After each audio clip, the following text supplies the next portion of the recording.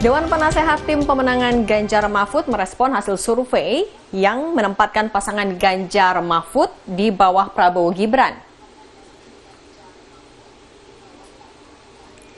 Usai bersilaturahmi ke sejumlah pondok pesantren di Jawa Timur, Putri Presiden keempat itu, Yeni Wahid, menyebut saat ini tak terlalu mempermasalahkan hasil survei.